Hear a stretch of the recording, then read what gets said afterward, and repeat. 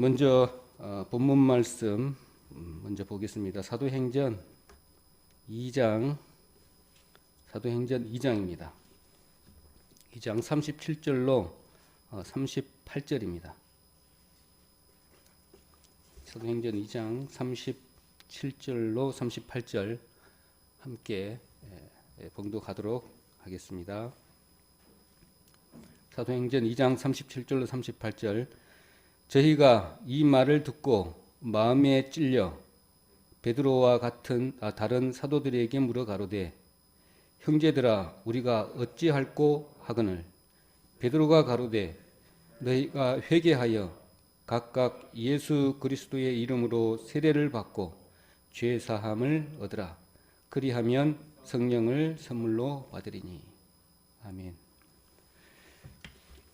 오늘 이 말씀을 택한 것은 여러 가지 우리가 교회에서 많이 듣던 단어가 이 한 두 구절 속에 다 나와 있는 것 같습니다. 여러 가지 있죠. 오늘 말씀에 보면은 제목으로 본다면 마음의 변화, 그 다음에 어찌할꼬.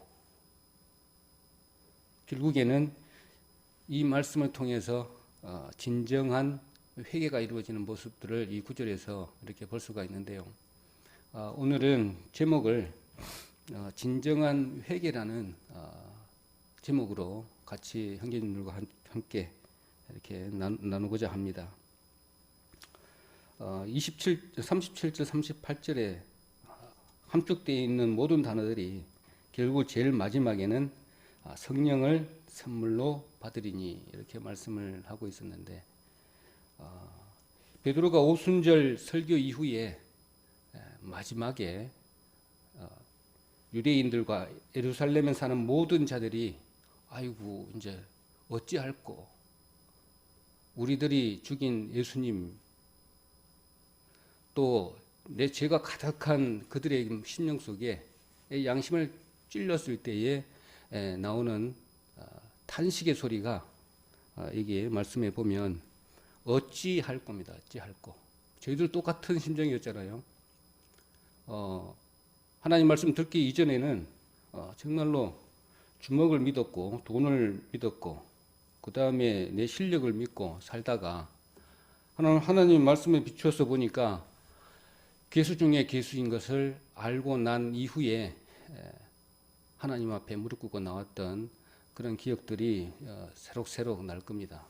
그래서 1월 18일에 있을 전도 집회를 앞두고 또 여러 가지 생각을 하다 보니까 준비는 다른 걸로 했는데 계속 이쪽에 마음이 가서 여러 가지 핑계를 댈 것이 아니라 지금 봤을 때 가장 기본적인 것, 그 다음에 맨 처음에 제가 성도들이 저나 마찬가지로 겪었던 그 경험들, 그것이 있어야만이 다시 회복하는데 더 적절하지 않는가 그런 생각을 가졌습니다. 그래서 찾다가 진정한 회개라는 제목으로 우리 같이 나눴으면 좋겠다 그런 생각을 했습니다. 가장 기본적인 거지만 다 알고 있는 내용이지만 이것을 다시 한번 되새김으로 다시 되돌아보고 다시 정리해보는 귀한 시간이 되었으면 하고요. 그 다음에는 전 세계적으로 유행병인 팬데믹 이게 의질해서 나태한 부분을 다시 이끌어낼 수 있는 그런 시간이 되었으면 또 하고요. 그 다음에 세 번째로는 또 어려움을 겪고 있는 이런 부분에 있어서 다른 핑계거리로 삼아서 이렇게 나태저 해가 있다라면 재충전의 시간이 되었으면 하는 그런 마음에서 이 말씀을 좀 택했습니다. 그리고 전도할 때에 우리 받은 은혜를 다시 재정립을 해서 아직 하나님을 모르는 이들에게 좀 이렇게 정리정돈해서 좀 전해야 할 필요성을 좀 느끼고, 그 다음에 내가 바로 이렇게 말씀에 바로 서고 정리가 되어 있지 않으면 보는 사람이 어떻게 믿음성 있게 내 말을 듣겠냐, 이런 생각을 가져서 한 네 가지 주제로 가지고 목적을 가지고 이 말씀을 좀 준비를 했습니다. 그래서 그런 네 가지 주제, 우리가 마땅히 전해야 될 소명에 합당한 준비하는 자세, 내지는 이런 부분으로 가지고 같이 했으면 좋겠습니다. 사도행전 2장 37절, 38절에 보니까 저희가 이 말을 듣고 마음에 찔려 베드로와 다른 사도들에게 물어 가로되 형제들아 우리가 어찌할꼬 하거늘 베드로가 가로되 너희가 회개하여 각각 예수 그리스도의 이름으로 세례를 받고 죄 사함을 얻으라 그리하면 성령을 선물로 받으리니. 일단 먼저 마음에 찔렸습니다. 그 반응이 어찌할꼬 나왔어요. 그러고 하니까 베드로가 답을 제시하기를 회개하고 그 다음에 세례를 받고 죄 사함을 얻으라 그리하면 성령을 선물로 받으리니, 이렇게 말씀을 하고 있습니다. 근데 너무 과거적인 아주 오래된 일이라서 회개하면 정말 그 내 의미가 너무 과거적인 이야기라서 다시 이렇게 체험하기는 좀 힘든 그런 단어인지는 모르겠지만, 우리가 잘 알고 있다시피 뉘우칠 회에 고칠 개인데, 뉘우치고 고친다는 말인데 행동의 변화까지를 의미하는 거 우리가 잘 알고 있습니다.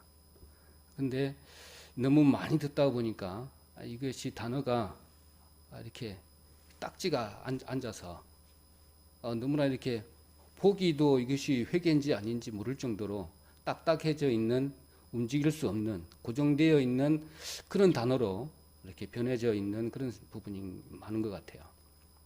우리 삶에 있어서도 이런 부분이 하나님 앞에 계속 나갈 때, 더 가까이 나갈 때 솔직한 마음, 살아있는 마음, 잘못되어 있었다라면 고치고 이렇게 나가야 되는데 그렇게 되지 못한 부분들이 우리 많이 있는 줄 압니다. 그래서 이런 것들을 하나하나 이렇게 고쳐 나가서 하나님께 가장 쓰기 좋은 합당한 그릇으로 이렇게 만들어져야 될 그런 부분들도 합니다.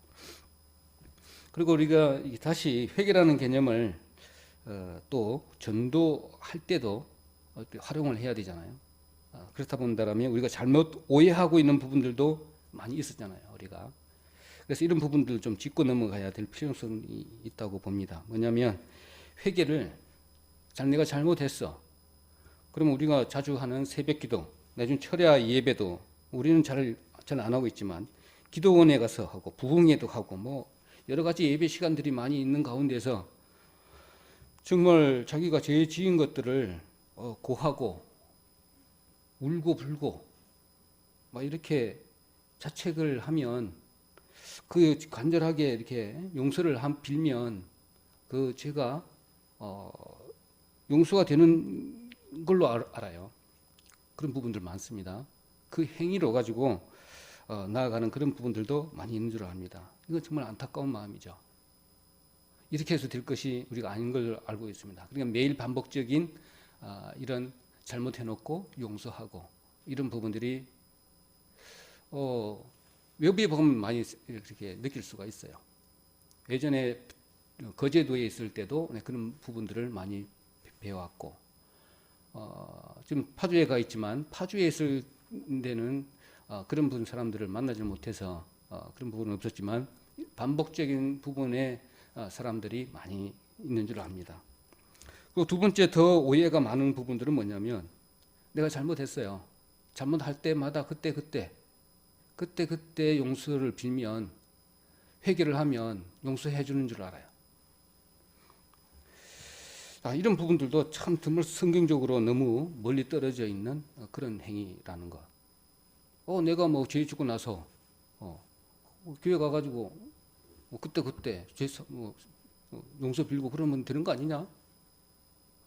그렇게들 일반 사람들도 그렇게 얘기를 많이 해요. 예를 들면 이거죠. 오늘 뭐 그들이 이야기하는 대표적인 예가 뭐냐면, 술 한잔 하고 나중에 교회 가가지고 뭐 회개하고 죄 용서 빌면 하나님 뭐 안 해주시겠어? 막 이런 이 얘기.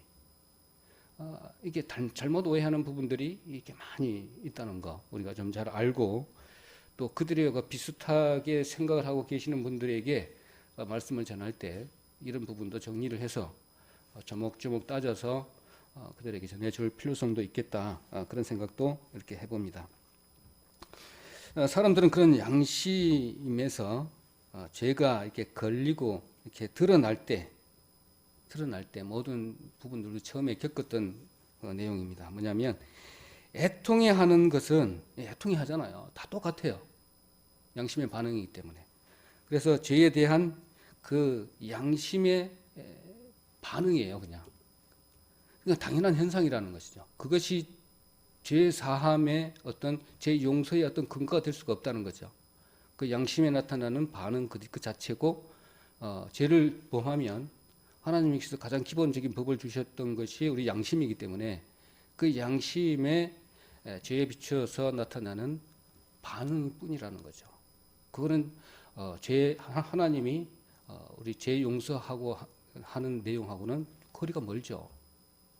그런 부분도 설명이 당시 필요할 것이다, 그런 생각이 들어집니다. 그래서 일상 종교 생활이 습관화되어 있어서 스스로 빌고 또 스스로 용서하고 이런 행동이 계속 반복되어지는 그런 부분들을 우리가 볼 수가 있습니다. 그래서 피 흘림이 없은즉 사함이 없다라는 말씀하고 너무 이렇게 대치되는 말씀이기도 합니다. 그래서 그런 잘 정리해서 그들에게 그렇게 해서는 하나님 앞에 나갈 수도 없고 죄 용서를 받을 수 없다는 내용들을 또 다른 비유를 통해서 정리를 해서 해줄 필요가 있다, 이런 생각을 듭니다. 그래서 마태복음 5장 26절에는 호리만한 죄도 다 갚기 전에는 결단코 지옥에서 나오지 못한다 는 하나님의 말씀을 가볍게 여기는 불신행위라고 설명을 잘 해줘야 될 것 같습니다. 조금이라도, 호리만큼이라도, 참 너무 작은 단위잖아요. 이런 부분에 있어서 잘 설명을 필요하다, 이런 생각이 듭니다. 그래서 오직 죄 사함으로 얻는 구원의 진리는 오직 예수님의 피 흘리심을 믿는 믿음밖에 없다는 사실. 그럼 여기에서 우리가 설명을 잘 해줘야 되잖아요. 그러면 지금까지 우리가 설교 시간에 배웠던 것들을 하나씩 그들에 맞는 입장에서 하나씩 정리를 해서 이해가 좀 잘 가게끔 예화도 잘 들어야 되겠고, 그렇게 해서 뭐 거기밖에 없다냐, 왜 예수님 피밖에 없다냐 이렇게 물었을 때 거기에 맞는 대답도 잘 정리를 해놔야 되겠다, 그렇게 생각을 합니다. 그래서 죄는 호리만한 죄만 있어도 그 사람은 지옥 가기에 충분한 조건이다. 이것을 잘 설명을 좀 해줘야 될 것 같습니다. 죄는 결코 울고 불고 빈다고 해서 사해지는 것이 아니기 때문에 그렇습니다. 오직 예수님의 피로만 사해진다. 이것은 하나님이 정하신 거잖아요. 이게 하나님이 정해진 방법이라고요. 그런데 이것도 왜 그랬는지 다른 방법이 없다는 것들 또 설명을 해줘야 되겠죠. 자, 그래서 요즘 잘못 이해하고 있는 사람들이 항상 울어도 못하네, 힘써도 못하네 했는데 찬송하면서도 새벽에 가서 또 울고 제사 받으라고 하고 이런 반복적인 생활을 계속 하고 있다는 것도 비유로 들어서 확실한 방향을 이렇게 제시해 줘야 되겠다, 그런 생각이 듭니다. 그렇게 본다면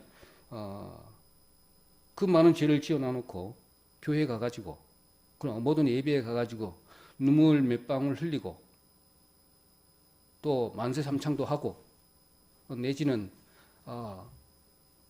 이렇게 손 모으고 그 가서 기도한다고 해서 다 사해지면 정말로 종교적인 그 행위, 그 외식적인 행위 아닌가요? 그렇다 보면 정말 교만의 극치라고 생각이 듭니다. 그래서 말씀을 너무 멀리 하게 된다면 개인적인 방법을 써서 그렇게도 하면 마음에 좀 시원한 감이 있는지는 모르겠습니다. 좀 평안한 감이 올지 모르겠지만 그거는 본인의 본인 생각으로 할 수밖에 없는 그런 행위이다. 하나님의 뜻과는 너무 멀어져 있는 상태다. 이렇게 생각을 합니다. 그래서 히브리서 9장 22절에 피 흘림이 없은즉 사함이 없느니라고 하는 말씀들도 다시 한번 이렇게 정리를 해서 나만의 것으로 만들어서 준비를 해야 되겠다 그런 생각을 합니다. 그렇다면 성경에서 말씀하시는 회개는 무엇을 말하는가? 성경의 회개의 개념은 이렇게 어떤 우리 두 가지 개념으로 이렇게 보는데 오늘은 구원을 얻는 회개만 가지고 말씀을 드리고 있습니다. 구원 얻는 회개. 회개의 시제도 있지만 구원의 시제도 있지만 일단은 오늘은 구원을 얻는 회개 이것만 가지고 얘기를 말씀을 좀 드리겠습니다. 그 마태복음 3장 이거는 같이 좀 보도록 하겠습니다. 마태복음 3장 마태복음 3장입니다.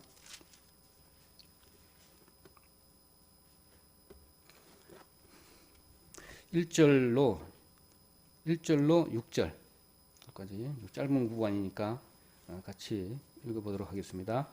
그때에 세례 요한이 이르러 유대 광야에서 전파하여 가로되 회개하라 천국이 가까웠느니라 하였으니 저는 선지자 이사야로 말씀하신 자라 일렀으되 광야에 외치는 자의 소리가 있어 가로되 너희는 주의 길을 예비하라 그의 첩경을 평탄케 하라 하였느니라. 이 요한은 약대 털옷을 입고 허리에 가죽띠를 띠고 음식은 메뚜기와 석정이었더라. 이때에 예루살렘과 온 유대와 요단강 사방에서 다 그에게 나와 자기들의 죄를 자복하고 요단강에서 그에게 세례를 받더니. 아멘.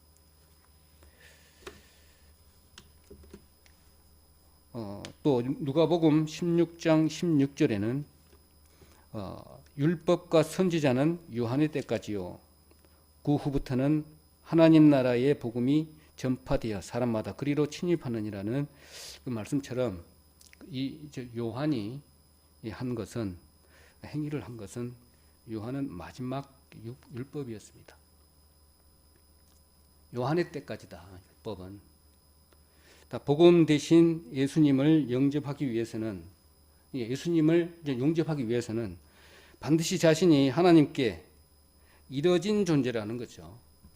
그들은 그 그룹에서 이루어져 버렸다는 존재는 그 사망과 마찬가지이기 때문에 하나님께 이뤄진 존재이며 죄인이라는 사실을 알아야만 비로소 그 예수님 복음이잖아요. 복음께서 오시기 전에 준비를 해야 되는 거죠. 그래서 사도 요한이 그 준비하는 작업을 한 것이죠. 그래서 침례 요한 곧 율법을 보내셔서 광야에서 회개하라고 외쳤던 것입니다. 그래서 우리도 마찬가지로 복음 대전 하나님의 말씀을 듣기 위해서는 다시 본인이 미리 여기에 교회에 모시기 이전까지는 마음밭을 계속 갈아놔야 돼요. 죄인이라는 사실, 이대로 있으면 죽을 수밖에 없는 운명이라는 사실, 그것은 양심에 비추어서 한 가지 예를 들어가면서 마음밭을 계속 갈아야 되는 것이죠. 또 말씀도 보여주고 그 다음에 예화도 더 들어주고 그렇지 않느냐, 네 양심에 이런 것이 있지 않느냐부터 시작해서 한 가지 말씀을 이렇게 전해주면 침례 요한이 했던 것 이렇게 예를 들어서 이렇게 말씀해 주시면 되겠다 그런 생각도 해봅니다. 먼저 스스로가 죄인이라는 사실을 자각하지 못하면 자신이 왜 예수님을 믿어야 하는지를 모르는 거죠. 조건이 그거잖아요. 또 예수님 앞에 나오려고 생각도 안 할 뿐더러 필요도 느끼지를 못합니다.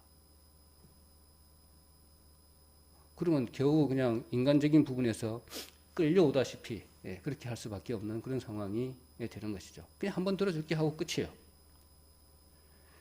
제가 예를 한번 들어봤는데, 제가 김남일 형제님 예를 좀 들어보면 좀 좋은 예가 될지 모르겠는데, 제가 만나고 난 이후에는 그분이 교회에 참 오랫동안 다니셨대요. 그리고 모태신앙이래요. 그런데 본인 안에 안 되는 것들이 있어요. 안 되는 것들이 회사 생활을 하다 보니까. 그래서 넌지시 소문 들어보니까 지금 맞은편 너네 시공사에 뭐가 있는데 교회 다닌다고 그러는데 그래서 좀 잘하는 것 같더라. 면담 한번 해봐야겠다는 그런 생각이 들었겠죠. 그래서 이제 어느 시간 맞춰서 저를 찾아왔어요. 나는 술 때문에 참 이게 문제다는 거예요. 술을 끌 수 있는 방법이 없겠냐. 신앙적으로. 이렇게 해서 교제를 하다가 그러면 당신 내가 제시하는 방법대로 안 했어요. 그러다 보니까 더 엉망이 되어버렸어요. 그러다 보니까 이제 그 이후에 마침내 병원에서 건강 진단까지 했던 결과가 나오는 그 시점이었어요. 딱. 당신은 이렇게 계속 한다라면 경고의 메시지가 이제 한번 때린 거죠. 이렇게 되면 나는 곤란합니다. 이렇게 됐겠죠. 그리고 이후로 나서 이제 정말로 술을 끊어야 되겠다는 마음을 가지고 두 번째 이제 방법으로 다시 찾아온 거죠. 그럴 때 이제 마음이 내 말이 먹히기 시작을 했어요. 뭐냐면 그렇지 않느냐.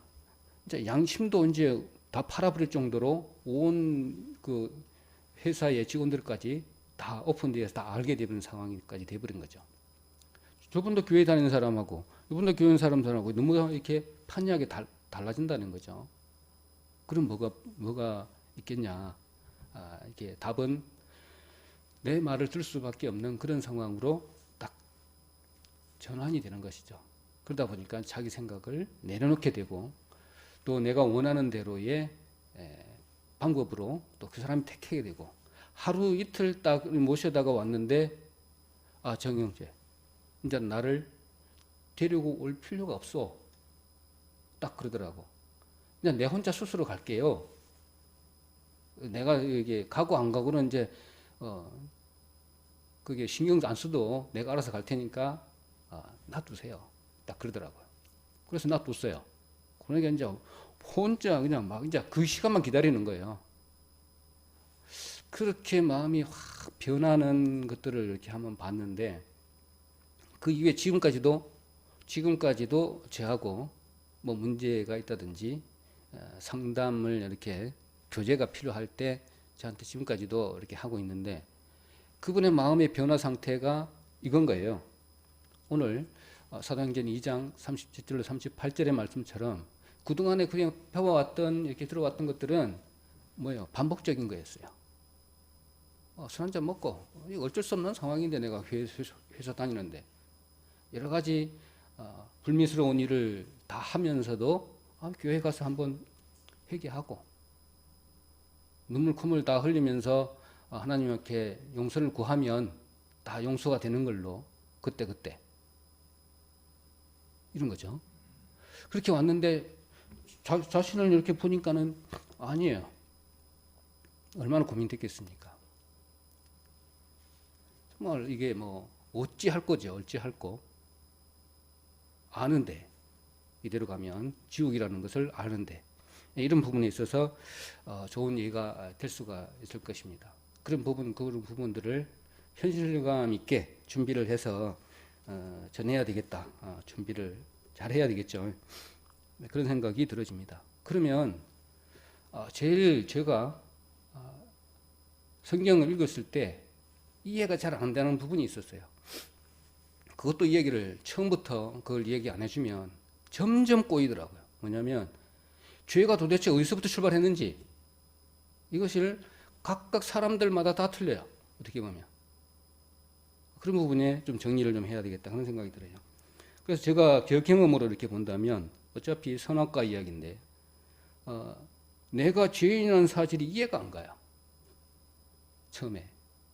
내가 왜 죄를 지었지? 집에 가면 뭐 버버시도 살 사람이고 효자라고도 이야기를 들었고 막 이런데 내가 왜 죄인이냐 이거야. 내가 이런 부분에서 정리를 잘 해줘야 돼요. 그 다음에 선악과가 아리송하니까 신앙도 아리송해요.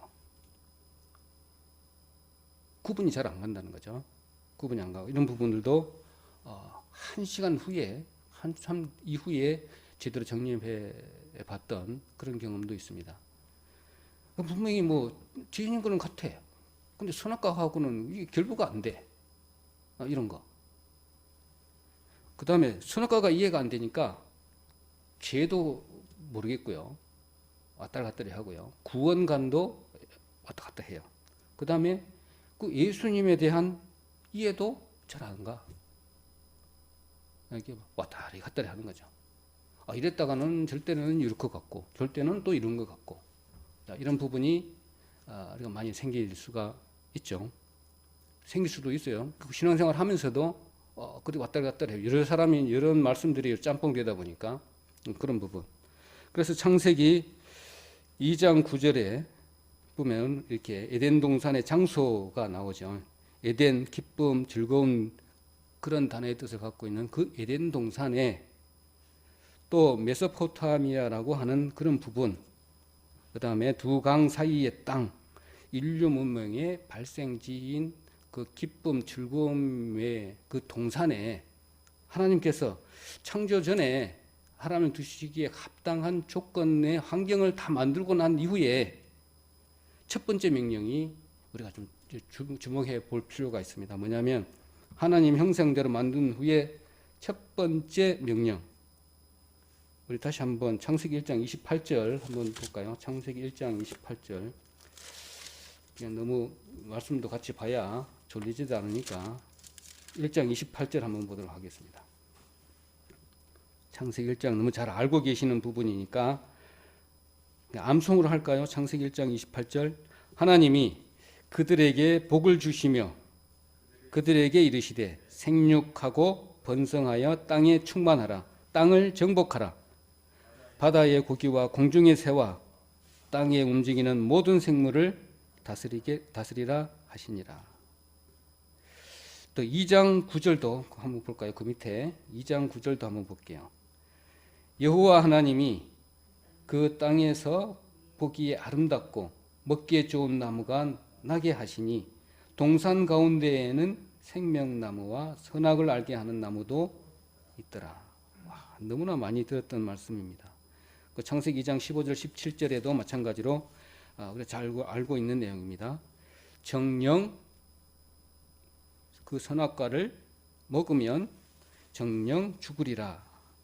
정령 죽으리라. 여기에 좀 주목을 좀 해야 됩니다. 우리가 정체성의 우리의 정체성의 비밀이 여기에 있다는 겁니다. 다 만들었어요. 충분하게 살 수 있도록 만들었고 대리 통치를 그 만들어 놓은 것들을 대리 통치를 하라는 겁니다. 대리 통치를 하는데 그 가운데 기억해야 할 것이 하나 있다. 기억할 것이 있다. 하나님께서 자기를 지으셨다는 사실, 나를 만드셨다는 겁니다. 나를 만드셨다는 사실. 그것을 하나님께 고백하는 방법입니다. 하나님이 모든 조건 다 만들어 놓으시고 나를 거기다가 탁 만들어 놨다는 거예요. 그러면 그것이 뭐냐? 하나님 나를 지으셨구나. 나를 지었다니까요. 그것을 고백하는 방법으로 선악을 알게 하는 나무를 택하신 거라고요.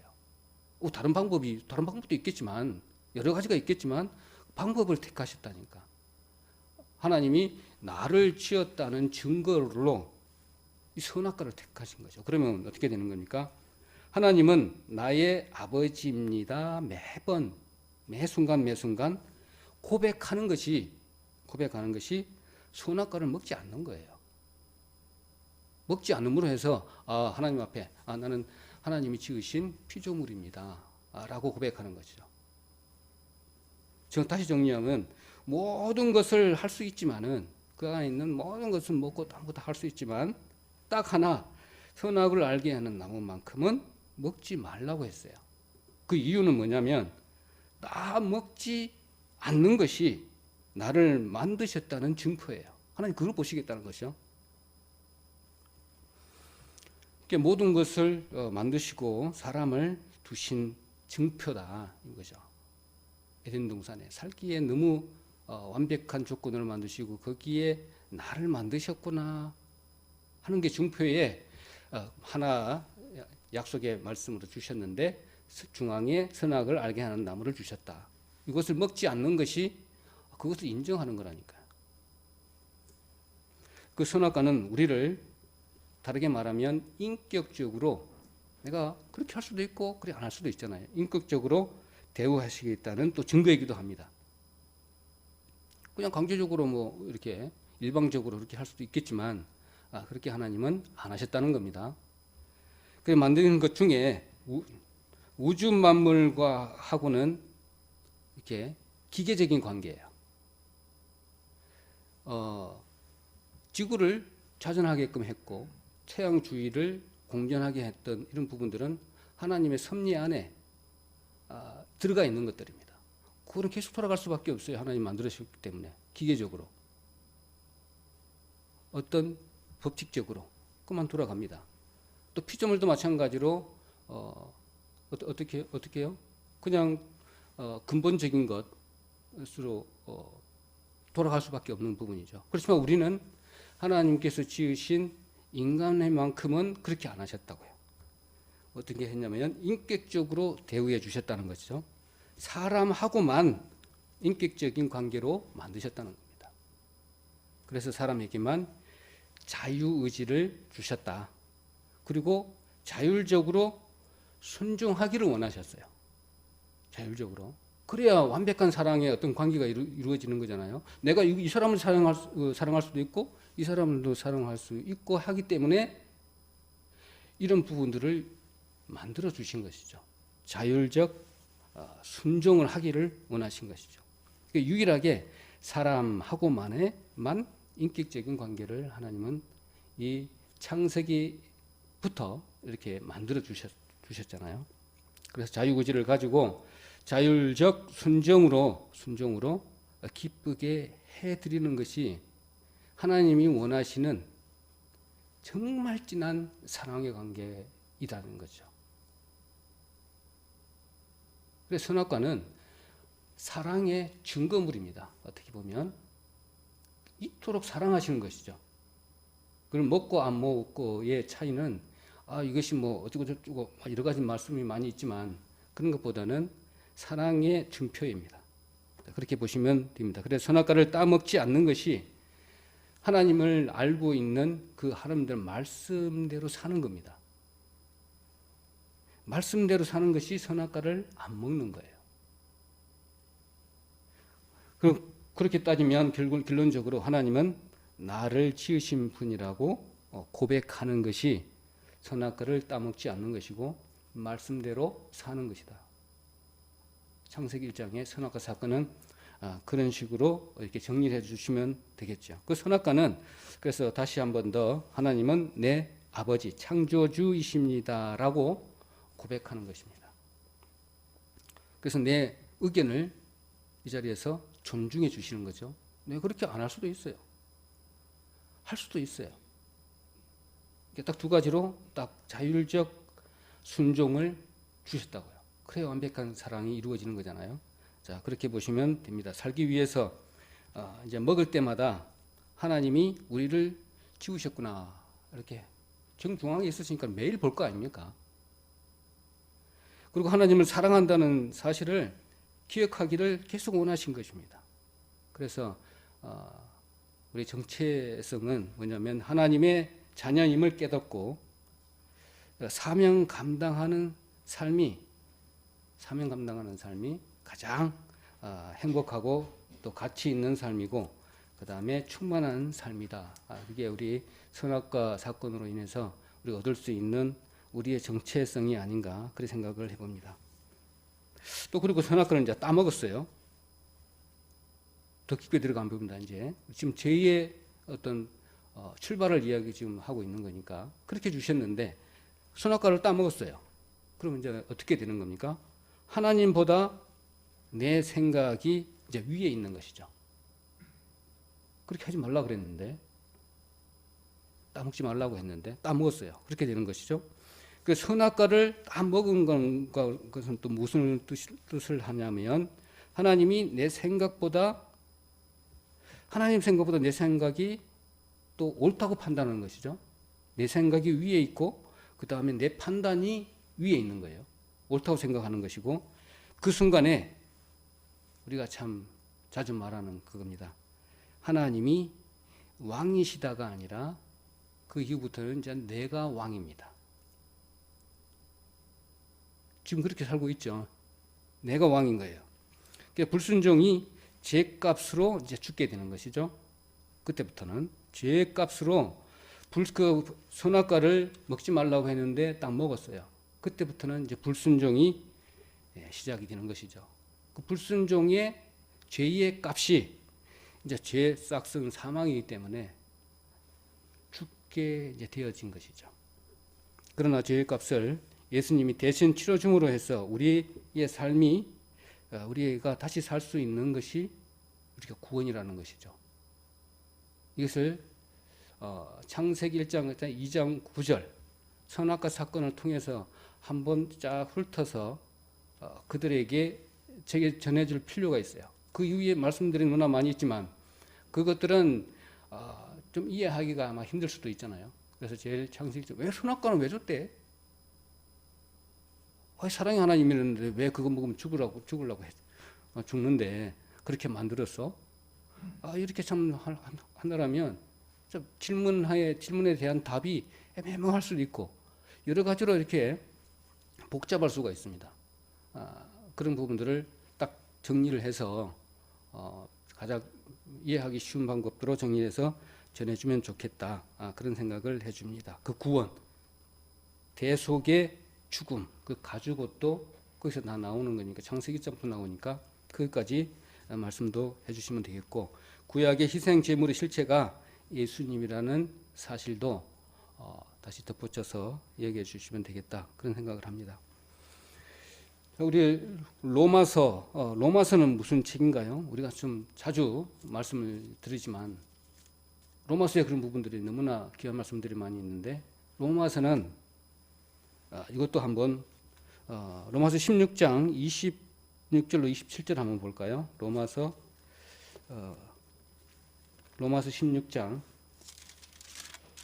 26절로 27절 제일 마지막이잖아요.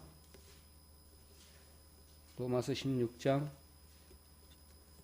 26절로 27절 로마서는 무슨 책인가 도대체 한번 읽어보도록 하겠습니다. 이제는 나타내신 바 되었으며 영원하신 하나님의 명을 쫓아 선지자들의 글로 말미암아 모든 민족으로 믿어 순종케 하시려고 알게 하신 바 그 비밀의 계시를 쫓아 된 것이니 이 복음으로 너희를 능히 경고케 하실 지혜로우신 하나님께 예수 그리스도로 말미암아 영광이 세세무궁토록 있을지어다.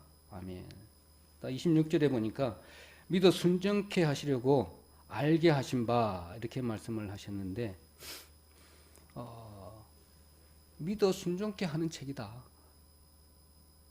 그러면서 로마서 내용들을 이렇게 설명해 주고 믿어서 하나님 말씀을 순종케 하려고 로마서를 썼습니다 라고 하면서 로마서에 있는 우리 복음의 메시지들을 하나씩 또 이렇게 증거해 줘야 되고 그 다음 로마서에 나와 있는 것처럼 5장 첫째 아담 또 마지막 아담 이 부분을 정확하게 설명을 해줘야 될 것 같아요. 로마서 5장 15절 또 19절 21절에 보면 로마에서는 바울이 첫 아담 또 마지막 아담 개념의 우리가 이야기를 많이 하잖아요.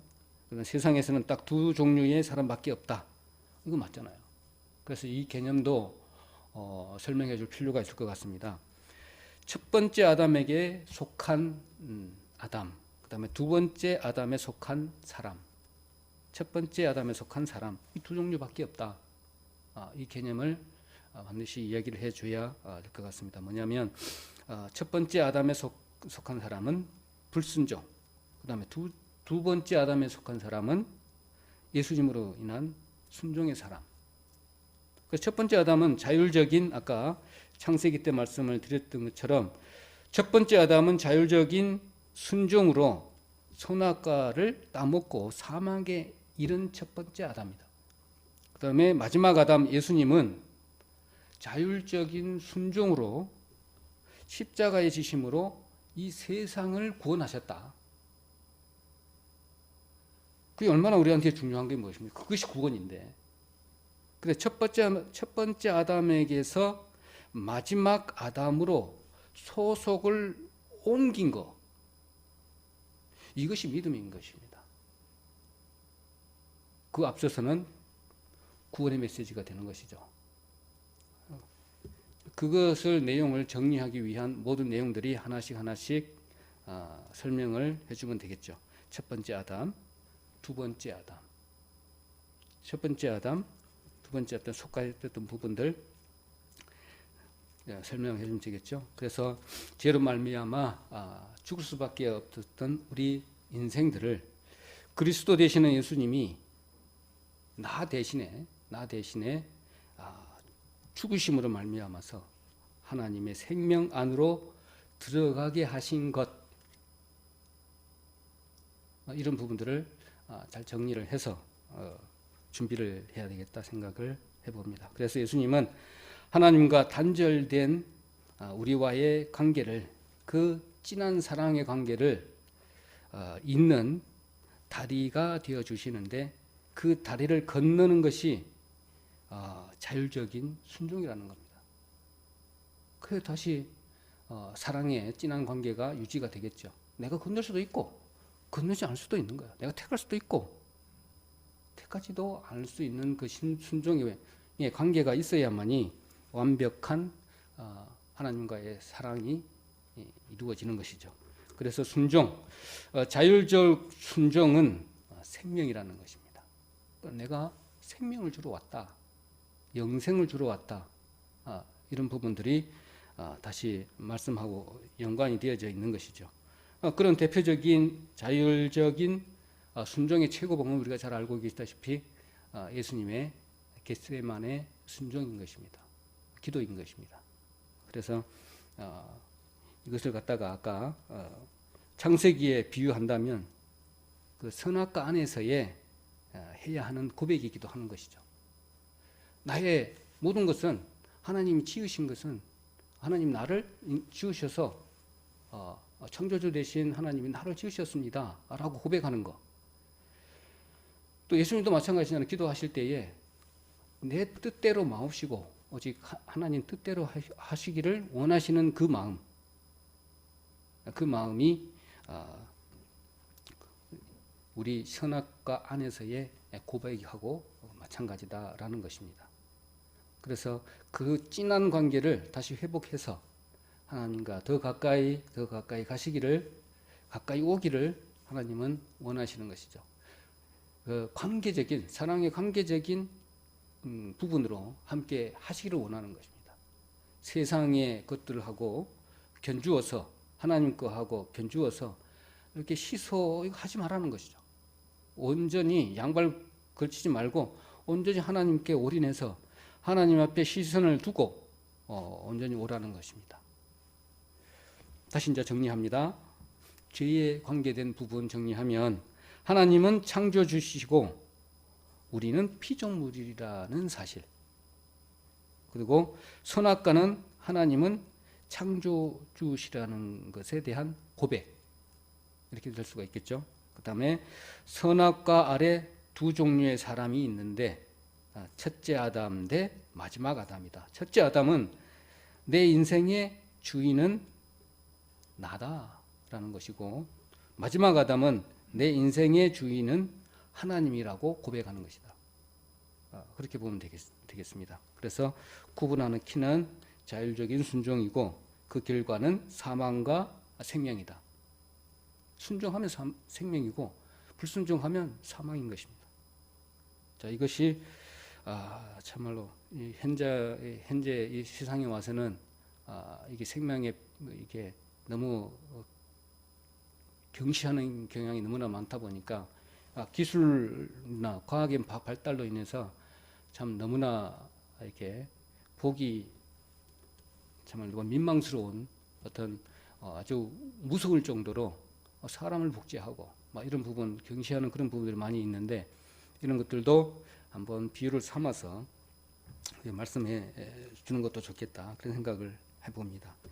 또 한 가지 다시 이렇게 생각을 좀 이상하게 할 수도 있는 부분, 또 오해할 수 있는 부분이고, 신앙생활 계속 하다 보면 이런데 다른 데서 빠질 수 있는 부분이 뭐냐면 율법주의입니다. 율법주의. 하나님은 내가 이렇게 사랑한다라고 해서 사랑의 조건으로 어떤 율법을 주셨는데 그것을 잘못 오해해서 그 율법만 지키면 구원 얻는 것으로 생각하는 부분들도 많이 있다는 겁니다. 자, 율법주의는 행위를 의로 여기서 하나님 앞에 나아가는 것입니다. 그 내면적인 부분은 그 시선이 하나님께 있는 게 아니라 나에 있는 것이에요. 내가 나를 보니까 뭔가를 해야 될 것 같은 생각, 내가 조금 잘하면 뭔가 나아가서 하나님 앞에 떳떳하게 보이는 것 같고, 그렇지 못할 때는 아니고, 나를 보면 답이 없다라니까요. 그러니까 예를 들면 내가 나를 모르는데 나를 보면은 항상 침륜에 빠질 수밖에 없는 상황이죠. 그래서 시선을 나에게가 아니라 하나님께 이렇게 향해 있어야만이 그런 율법주의에 빠지지 않는다는 겁니다. 신앙생활 하는 사람이 율법주의에 빠지는 거잖아요. 하나님 모르는 사람은 이거 아무 관계가 없는 단어이죠. 이런 부분. 그래서 이 사람이 믿음이 없느냐? 믿음 없는 거 아니에요. 믿음 있어요. 그런데 양심에 계속 나를 보니까 그런 현상이 일어날 수가 있다고요. 그래서 그런 부분들, 그 다음에 뭔가를 잘하면 복받고 뭔가 못하면 하나님께 벌받고, 이런 부분, 기복신앙, 그러니까 율법주의하고 기복신앙에서 우리는 정말 벗어나야 돼요. 아까 창세기에서부터 말씀했다시피 하나님 사랑 안에, 찐한 사랑 안에 관계하시기를 원하시는 하나님이시기 때문에 그것들을 몽학선생처럼 좀 유도할 수 있게끔 그냥 만들어 놓으시는 거라니까요. 그래서 하나님이 다 가까이 오시기를 원하신다, 그런 생각, 그렇게 이해해 주시면 되겠습니다. 그 율법을 다시 한번 이렇게 정리를 해 보신다면, 율법은 토라잖아요. 십계명을 해설한 책입니다. 율법, 그러니까 십계명을 해설한 책. 우리가 배웠다시피 타나크라고 해서 토라를 모세 오경이라고 했고요. 배웠잖아요. 그 다음에 네빔이라고 해서 선지서, 그 다음에 케토빔이라 해가지고 시가서, 요 세 개를 합쳐서 타나크라고 했어요. 율법을 좀 알아야 되잖아요. 그 타나크라고 했고, 타나크를 해석한 게 미드라시입니다. 타나크를 해석한 게 미드라시.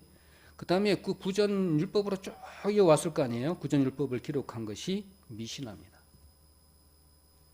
그래서 그 미시나를 해석한 게 뭐냐면 게마라입니다. 게마라. 그리고 미시나나 게마를 가지고 기록한 것이 탈무드를 쓴 것이죠. 이게 참 이스라엘 사람들은 정말 복잡할 것 같아요. 이 많은 것들을 다 어떻게 다 이해하고 이렇게 했을까? 참 그러면 복잡하게 사는 민족인 건 맞는데, 우리가 여기까지 다 자세하게 알아볼 필요는 없는 것 같고, 개략적인 것은 우리가 알고 있어야 되겠다. 율법 하면 개념적인 부분도 설명을 해줘야 되잖아요. 그 도대체 율법이 뭐냐? 물었을 때 간단하게 이렇게라도 설명을 해줘야 돼요. 그러면 그들의 율법의 종류는 무엇이냐 있느냐? 그러면 도덕법이 있고, 그 다음에 의문법이 있고, 민법이 있다. 크게. 근데 도덕법에는 하나님의 말씀, 율법, 계명이 있는데 말씀 전체를 말한다. 그 다음에 의문법이 있는데 의문법은 그 제사법이다. 짐승을 잡아서 죄용서로 나가는 데 있어서 하나님께 뜻하게 나갈 수 있는 방법이 구약에 나와 있는 의문법, 그 제사법이다. 그리고 민법이 있다. 이스라엘의 사회 질서를 바로잡기 위한 민법. 또 세 가지가 있다. 그래서 그 율법에 의미하는 바는 하나님의 말씀이고 또 하나님의 성품이고 또 결과적으로는 하나님의 사랑이다. 그 율법에는 정신이 그렇다라고 이야기를 이렇게 정리를 해서 해줘야 되겠죠. 도대체 그 율법은 도대체 이것도 율법인 것 같고 저것도 율법인 것 같고 도대체 율법이 뭐냐? 라고 물었을 때 토라라고 하는 부분, 그 타나크라고 하는 부분, 그 다음에 율법의 종류에 관련된 부분, 우리가 잘 알고 있지만 또 딱 이야기하려면 할 수가 없는 그런 부분이 있으니까 따로 이제 정리를 해서 지금까지 말씀 받았던 것들 좀 정리를 해서 말할 수 있을 정도로 이렇게 정리해서 사용하시면 되겠다 이런 생각을 합니다. 그래서 사람은 죄인임을 깨달아야만이 예수님을 영접할 수가 있는데 그때 좋은 예가 있죠. 종교인인 외식하는 서기관과 바리새인들은 도리어 율법 앞에 죄인이 되지 못하고 도리어 율법 앞에 형식과 외식으로 자신을 이렇게 가른 현상이 나왔죠. 우리 잘 알고 있는 말씀이기도 합니다. 그래서 가증스럽게도 자칭 의인의 모습으로 하나님 앞에 나섰던 것을 봅니다. 여기서 보면 이제 율법하고 관계되는 부분이죠. 도리어 율법 앞에 정말 내가 죄인입니다 하고 비추어서 하나님 앞에 딱 나서야 되는데 아까 세례 요한이 회개하라 천국이 가까웠다 했던 것처럼 나와야 되는데 율법을 딱 나 이렇게 지켰습니다 하고 떳떳하게 이렇게 나오는 모습이 우리도 마찬가지잖아요. 저도 마찬가지로 그렇게 했고 내가 무슨 죄인이냐 이렇게 했던 것처럼 이 예가 제일 좋을 것 같아요. 서기관과 바리새인의 예가 나의 자신을 드러내고 할 수 있는 부분의 예가 가장 좋은 방법이기도 합니다. 정말로 하나님 보시니까는 얼마나 답답했겠어요. 그리고 그 성경을 잘 안다는 그들의 그 행동을 보니까는 너무나 답답한 마음이죠. 그러니까 참 예수님께서 책망하셨던 말씀, 독사의 자식들을 할 만큼의 그들의 그 마음 상태를 보니까 너무나 참 안타까운 마음이겠죠. 그런 마음을 여기서 나타나는 것이죠. 그리고 우리는 회개의 진정한 회개라고 한다면 마음 속에 이루어지는 것들을 지금 가지고 이야기를 계속하는 것이죠. 바리새인과 서기관들처럼 외식하는 그런 부분이 아니라 남을 보여주기 위한 그런 행동이 아니라 진정한 마음 가운데서 이루어지는 그런 모습들, 그것을 가지고 지금 말씀을 하고 있는 것입니다. 그래서 세례 요한을 통해서 제 사함을 받게 하는 회개를 전하게 하셨습니다. 미리 준비를 하신 것이죠. 자, 마가복음 1장 한번 보도록 하겠습니다. 마가복음 1장에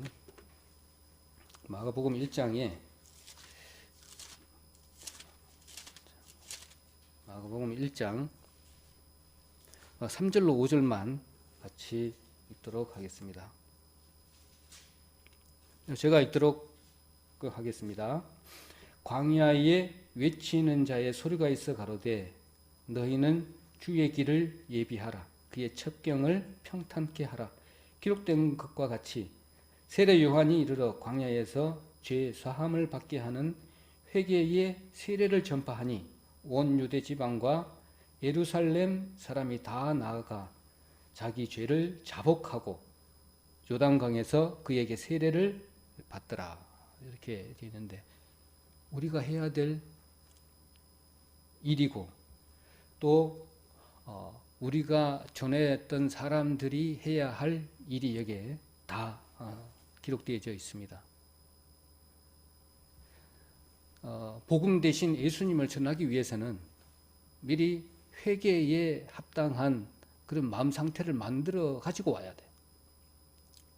내가 죄인이라는 사실을 모르면 하나님이 예수님을 아무리 갖다가 복음적인 부분을 갖다가 준다고 하더라도 먹지를 못하는 것이죠. 내 필요를 못 느끼기 때문에 그렇다는 거죠. 그래서 우리는 이제 한 자리에서 모든 것을 한꺼번에 다 해버리기 때문에 그러므로 구분을 하기가 좀 힘들지만 우리는 수시로 계속 마음밭을 갈아야 되겠죠. 그런 부분을 설명을 잘 해줄 필요가 있겠다, 그런 생각을 해봅니다. 요한이 준 침례는 자신이 죄인임을 고백하는 그 사람에게 사망의 모습으로 침례를 준 것입니다. 너희들 그렇게 살다가는 죽을 수밖에 없어. 죽음이야 라는 것이죠. 그리고 사람의 행위로는 의로워질 수 없고, 그 다음에 율법 앞에 죄인임을 깨닫고 나는 하나님 앞에 심판받아 죽을 수밖에 없는 자임을 침례를 통해서 장례식을 치르고 있는 것이죠. 그래서 이제 그 이후에 예수님이 오셔서 복음 대신 예수님이 오셔서 다시 살리는 그런 역사를 이렇게 행하게 되는 것이죠. 그래서 죄의삭은 사망이요. 왜 죽느냐? 우리가 왜 죽느냐? 했을 때 이런 부분들도 정리를 해야 되겠어요. 그래서 율법을 통해서 죄인임을 깨닫는 영혼들은 하나님의 공의인 율법 앞에서 그저 불쌍한 죄인임이라고 하는 것을 이렇게 고백하며 이렇게 하나님 앞에 나와야 되겠죠. 세리의 고백처럼 나는 죽어 마땅한 죄인입니다 라는 것이죠. 가장 회개에 합당한 모습이 세리의 기도이고, 그 다음에 가나안 여자의 그 부스러기 사건 아시잖아요. 부스러기 사건처럼 그 낮아진 마음, 부스러기도 천부당 만부당 합니다. 감사하는 마음으로 하나님 앞에 나와서 좀 살려주세요, 이렇게 해야 되겠죠. 그 감사의 고백이 정말 진정한 회개라는 것입니다. 정말 진정한 회개는 정말 이런 것 같아요. 그런데 강제로 떠먹이려고 그러니 이게 참말로 힘든 것 같아요. 우리가 강제로 떠먹기 이전에 마음밭을 하나씩 갈아야 되지 않는가. 그 마음 가운데 어찌할꼬의 심령으로 그들에게 마음밭을 갈아서 세례 요한이 했던 것처럼 모든 사람들 모아놓고 그 심령이 깊은 데서 이게 찔림을 받아서 정말 하나님 앞에 나올 수밖에 없는 나는 죄인입니다 라고 하는 그런 진정한 깊은 마음속에 있는 회개, 진정한 회개가 있어야만이 하나님을 간절히 찾는 정말 사랑의 관계를 맨 처음에 있었던 그 진한 사랑의 관계를 회복할 수 있는 그 기회가 되겠다, 이런 생각을 해봅니다. 그래서 갈라디아서 3장 24절에 보면 이같이 율법이 우리를 그리스도에게로 인도하는 몽학 선생이 되어 우리로 하여금 믿음으로 말미암아 의롭다함을 얻게 하려 함이라 라고 하는 겁니다. 그 율법이 몽학 선생이 되어서 아주 초도학문의 같은 그 율법이 하나님 앞으로 인도하는 그 역할을 한다는 겁니다. 그리고 마가복음 1장 14절 15절에 보면 요한이 잡힌 후에 예수께서 갈릴리에 오셔서 하나님의 복음을 전파하여 가라사대 때가 찼고 하나님 나라가 가까웠으니 회개하고 복음을 믿으라. 회개하고 복음을 믿으라고 했습니다. 우리는 정말로 말씀을 전하는 부분에 있어서 좀 마지막 부분만 강조해서 많이 이렇게 전했습니다. 그러다 보니까 회개하는 그런 부분은 조금 등한시한 부분이 있어요. 한꺼번에 이렇게 말씀을 이렇게 하다 보니까. 그래서 회개하는 이 부분에 있어서 좀 중점적으로 줘서 마음을 이렇게 간절한 마음으로 바꿀 수 있도록 우리가 해야 되겠다 생각이 듭니다.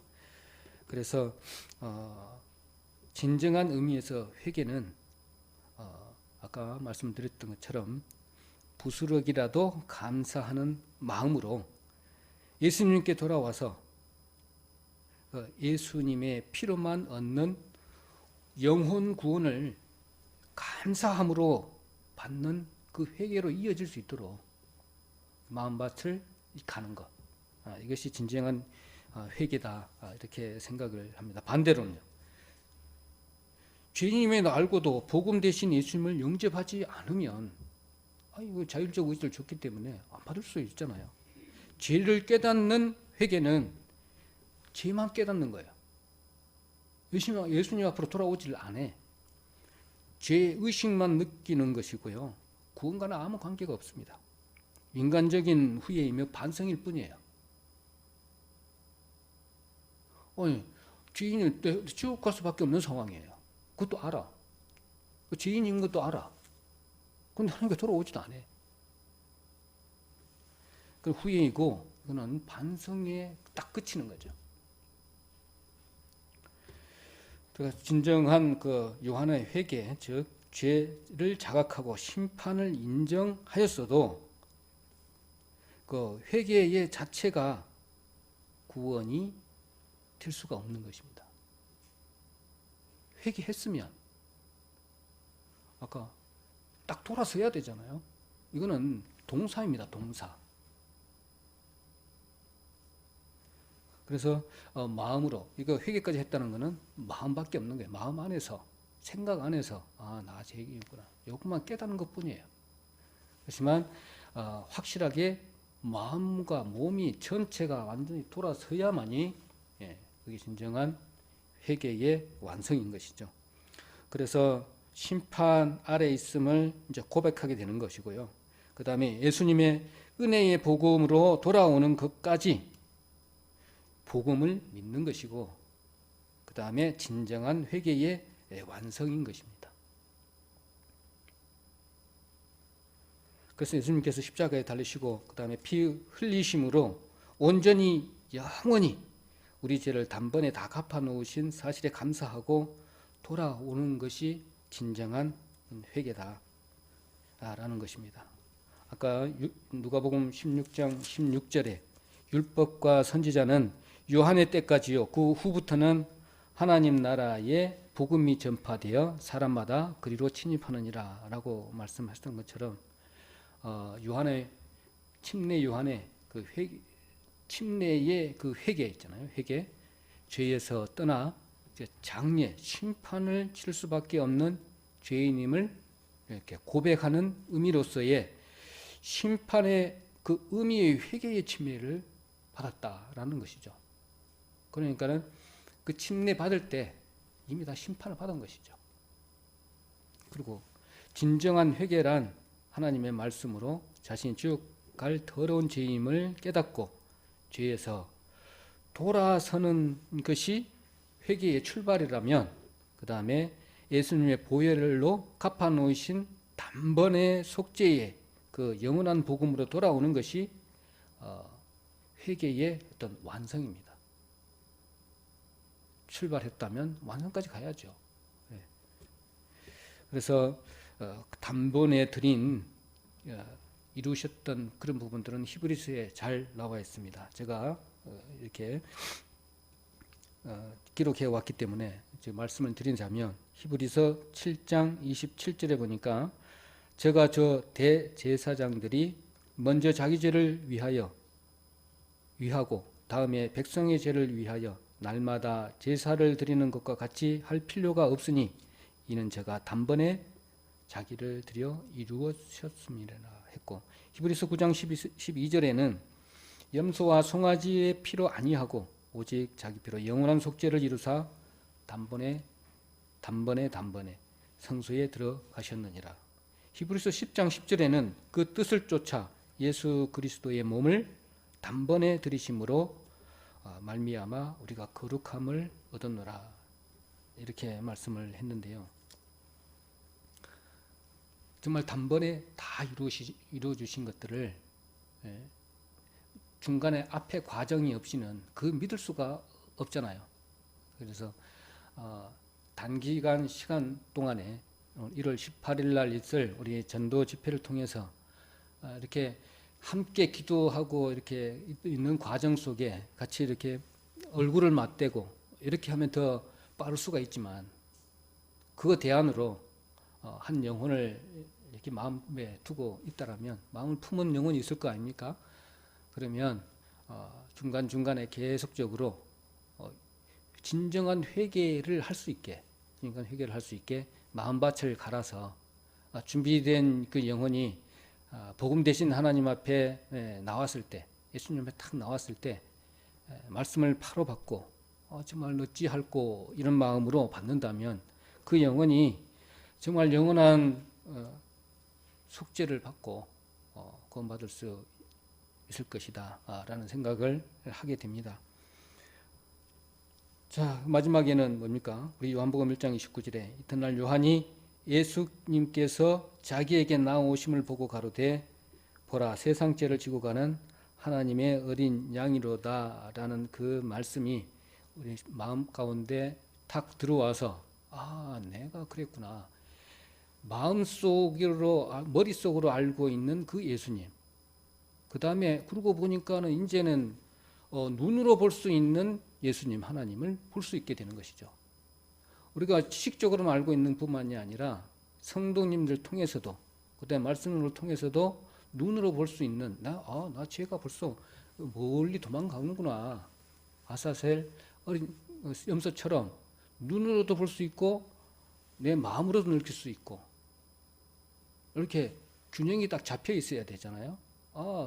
내가 겪이지 못한 하나님의 말씀이 성도들을 보니까 정말 하나님의 만지심도 보여지고, 이걸 통해서 하나님이 역사하심도 보게 되고, 눈으로도 바로 볼 수 있는 거예요.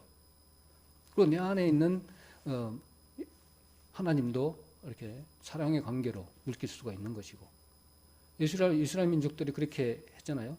성소에서 이루어지는 죄사함을 느낄 수도 있지만, 또 시각적으로도 염소가 쭉 내 죄를 짊어지고 쭉 멀리 가서 없어지는 것, 두 가지를 동시에 보여주고 있는 것과 마찬가지로